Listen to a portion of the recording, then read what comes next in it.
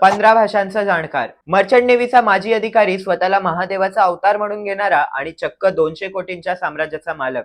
पण या कॅप्टनच्या मुखवड्यात दडलेला सैतान किती हिडस आहे हे ऐकलं तर तुमच्या अंगावर काटाच येईल. ज्याच्या दारात राज्याचे मोठे मंत्री, वजनदार, खासदार आणि वर्दीतले पोलीस अधिकारी लोटांगण घालायचे, तोच अशोक खरात आज लघुशंका पाजणारा नराधम म्हणून गजाड आहे. आज आम्ही या भोंदू बाबाचा असा पर्दाफाश करणार आहोत जो पाहून सत्तेत बसलेल्या अनेकांची झोपच उडेल. त्यामुळे हा व्हिडिओ शेवटपर्यंत पहा, कारण हा आहे महाराष्ट्राचा सर्वात मोठा एप्स्टीन. आता अशोक खरातांची कुंडळी मांडली ना तर एखाद्या थरारक चित्रपटालाही लाजवेल अशी ही कहाणी आहे.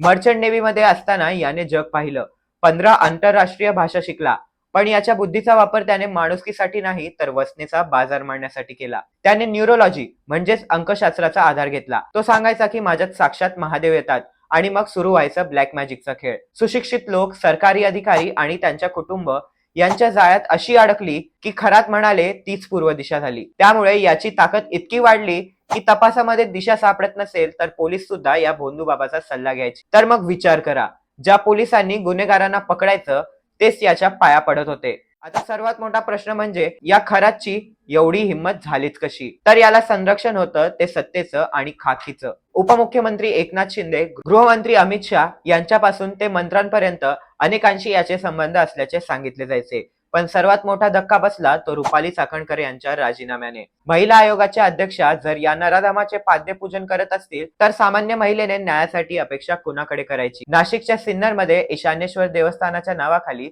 याने जो ट्रस्ट उघडला त्यातही चाकणकर सदस्य होते. त्यामुळे हे राजकारण आणि अंधश्रद्धेचे सांडलोट इतकं खोलवर गेलंय की याने चक्क मंत्र्यांच्या ओळखीने शेतकऱ्यांच्या हक्काचं पाणी आपल्या संस्थांना वळवून घेतलं होतं. या सगळ्यामुळे नराधम खरात यांच्या एका बाजूला भक्तीचा दोष आणि दुसऱ्या बाजूला पापाचा घडा भरत होता. अवघ्या 15 वर्षात हा माणूस 200 कोटींचा मालक झाला. नाशिकच्या पाथर्डीत 150 कोटींची 30 एकर जमीन, सिन्नरमध्ये 45 एकर जमीन, ओझर एअरपोर्ट जवळ कोट्यावधींचे प्लॉट आणि आलिशान बंगले.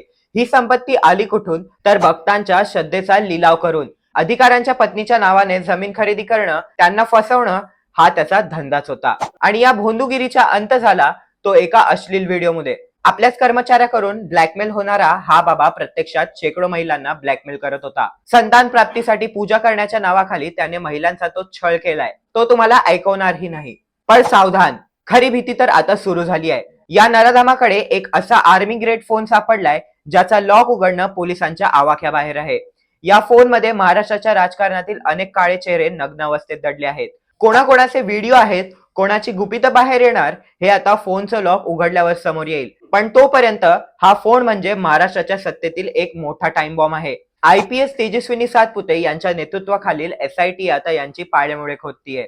नाशिकचा खरात असो किंवा ठाण्याचा अंगावर किलोभर सोनं घातलेला पमी गुरु, लक्षात ठेवा, खरादेव कधीच सोन्यात मढून घेत नाही किंवा कुणावर अत्याचार करत नाही. त्यामुळे सत्तेसाठी या बाबांचा वापर करणाऱ्या नेत्यांना आता जनतेनं जाब विचारण्याची वेळ आली आहे. तर मग मित्रांनो, आपण आपली बुद्धी कोणाच्या पायावर गहाण ठेवलीये? अशा नराधमांना पाठीशी घालणाऱ्या नेत्यांची, अधिकाऱ्यांची नावं समोरासमोर यायलाच हवी. त्यामुळे हा व्हिडिओ सगळ्यांना शेअर करा आणि महाराष्ट्रात सुरू असलेल्या या गजकरणाबद्दल सगळ्यांनाच कळू द्या.